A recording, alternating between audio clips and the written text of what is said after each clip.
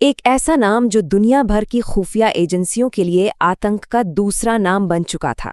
ये कहानी है इलियास कश्मीरी की, और ये जानना जरूरी है कि आखिर वो इतना खूंखार और खतरनाक बना कैसे। चलिए आपको ले चलते हैं साल 2000 में। तारीख थी 27 फरवरी और जगह जम्मू कश्मीर का राजौरी सेक्टर। कड़ाके की ठंड थी और सीमा पार से जबरदस्त गोलाबारी हो रही थी, और इसी गोलाबारी की आड़ में एक बहुत ही घिनौनी साजिश को अंजाम दिया जा रहा था। इस हमले के दौरान हमलावरों के सरगना ने एक भारतीय सैनिक का सर कलम कर दिया और उसे एक ट्रॉफी की तरह अपने साथ पाकिस्तान ले गया, और वहां जाकर उसने ये सिर किसी और को नहीं बल्कि सीधे एक बड़े पाकिस्तानी जनरल को पेश किया। तो सवाल यही उठता है कि आखिर ये आदमी था कौन? वो कौन था जो इतनी क्रूरता की हद पार कर गया और आगे चलकर दुनिया के सबसे खतरनाक आतंकवादियों में गिना जाने लगा? तो ये क्रूरता आखिर आई कहाँ से? उसकी कहानी शुरू होती है एक यूनिवर्सिटी के छात्र से, जो बाद में एक कट्टर जिहादी बन गया। और यकीन मानिए, ये बदलाव हैरान कर देने वाला है। उसका ये पूरा सफ़र देखिए। 80 के दशक की शुरुआत में वो इस्लामाबाद की एक यूनिवर्सिटी में कम्युनिकेशंस की पढ़ाई कर रहा था, लेकिन कुछ ही सालों में उसने पढ़ाई छोड़ दी और एक कट्टरपंथी मदरसे में चला गया।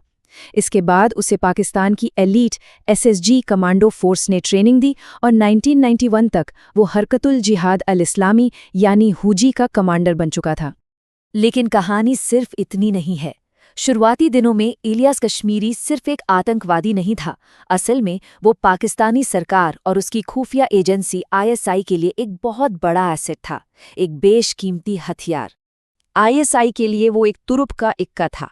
उसने अफगानिस्तान में सोवियत संघ के खिलाफ लड़ रहे मुजाहिदीनों को ट्रेनिंग दी। इसी दौरान एक धमाके में उसने अपनी एक आंख और एक उंगली भी गंवा दी। उसने अपनी खुद की एक खूंखार यूनिट बनाई जिसका नाम था ब्रिगेड 313। यही नहीं, मसूद अजहर जैसे आतंकी को छुड़ाने के लिए उसने दिल्ली से विदेशी टूरिस्ट्स तक को किडनैप कर लिया था। और वो इतना शातिर था कि 1995 में भारत में पकड़े जाने के बाद भी 2 साल में ही जेल से भाग निकला। लेकिन फिर कहानी में एक बड़ा मोड़ आया। ये हथियार, ये एसेट अब अपने ही मालिकों के खिलाफ हो गया, और ये सब हुआ एक धोखे और एक खूनी घेराबंदी के बाद। तो ये बगावत हुई कैसे? देखिए, सब कुछ बदला 9/11 के हमलों के बाद। जब अमेरिका ने पाकिस्तान पर दबाव बनाया तो जनरल मुशर्रफ ने आतंकवाद के खिलाफ जंग में अमेरिका का साथ दे दिया। कश्मीरी को लगा कि ये जिहाद के साथ सबसे बड़ा धोखा है। इसी गुस्से में उसने 2003 में मुशर्रफ पर जानलेवा हमले की कोशिश की, लेकिन जो आखिरी कील थी वो ठुकी 2007 में, जब पाकिस्तानी सेना ने इस्लामाबाद की लाल मस्जिद पर खूनी कार्रवाई की। इसके बाद कश्मीरी ने अपने ही पुराने आकाओं यानी पाकिस्तानी सरकार के खिलाफ खुलेआम जंग का ऐलान कर दिया। पाकिस्तान से बगावत के बाद कश्मीरी रुका नहीं, बल्कि अब वो और भी ज्यादा खतरनाक हो गया था। अब वो सिर्फ एक लोकल आतंकवादी नहीं बल्कि एक ग्लोबल खतरा बन चुका था। उसने अपनी वफादारी पूरी तरह बदल दी। अब वो सीधे ओसामा बिन लादेन के साथ था और अल कायदा का एक बड़ा ग्लोबल कमांडर बन चुका था। अल कायदा में आते ही उसके आतंक का दायरा देखिए, पूरी दुनिया में फैल गया। अब वो पाकिस्तान में आर्मी और आईएसआई हेडक्वार्टर्स पर हमले करवा रहा था। 26/11 के मुंबई हमलों में एक मेन हैंडलर की भूमिका निभा रहा था, और यहाँ तक कि अफगानिस्तान में सीआईए के बेस और डेनमार्क में एक अखबार के दफ्तर को भी निशाना बना रहा था।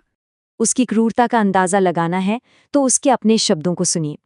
डेनमार्क हमले की प्लानिंग करते हुए उसने अपने लोगों को यही हुक्म दिया था। उसका मकसद सिर्फ मारना नहीं था बल्कि दुनिया में दहशत फैलाना था। लेकिन एक हमला ऐसा था जिसने उसे सीधे सीधे अमेरिका का नंबर 1 दुश्मन बना दिया, और वो था कैंप चैपमैन पर हुआ हमला। इस एक हमले में सीआईए के 7 बड़े अधिकारी मारे गए थे। इसके बाद इलियास कश्मीरी अमेरिका के लिए एक टॉप प्रायोरिटी टारगेट बन गया। और बस यहीं से उसकी कहानी का आखिरी अध्याय शुरू होता है। अब पूरी दुनिया की खुफिया एजेंसियां एक ही काम पर लग चुकी थीं, इलियास कश्मीरी का खात्मा। उसका खतरा इतना बड़ा हो चुका था कि अमेरिकी सरकार ने उसके सिर पर $5 मिलियन का इनाम रख दिया। सोचिए, $5 मिलियन! इस इनाम ने उसे दुनिया के सबसे खतरनाक और वांटेड लोगों की लिस्ट में डाल दिया था। और फिर जब मई 2011 में ओसामा बिन लादेन मारा गया तो सीआईए की मोस्ट वांटेड लिस्ट में जो नाम सबसे ऊपर आया वो इलियास कश्मीरी का था। अब CIA का पूरा फोकस सिर्फ और सिर्फ उसी पर था। जगह थी पाकिस्तान का दक्षिण वजीरिस्तान। तारीख 3 जून 2011। ये वो दिन था जब उसकी कहानी हमेशा के लिए खत्म होने वाली थी। CIA के ड्रोन आसमान से और सैटेलाइट्स उस पर लगातार नजर बनाए हुए थे। जमीन पर ISI के मुखबिरों ने उसकी लोकेशन कंफर्म की, एक सेब के बाग के बीच बना हुआ एक सेफ हाउस। इसके बाद एक अमेरिकी प्रेडेटर ड्रोन ने एक के बाद एक 4 हेलफायर मिसाइलें दागी। कश्मीरी और उसके 8 साथी मौके पर ही मारे गए। तो इस तरह दुनिया के सबसे खूंखार आतंकवादियों में से एक का अंत तो हो गया, पर यह कहानी अपने पीछे एक बहुत बड़ा सवाल छोड़ जाती है। क्या किसी एक इंसान को खत्म कर देने से उसकी वो खतरनाक विचारधारा भी खत्म हो जाती है?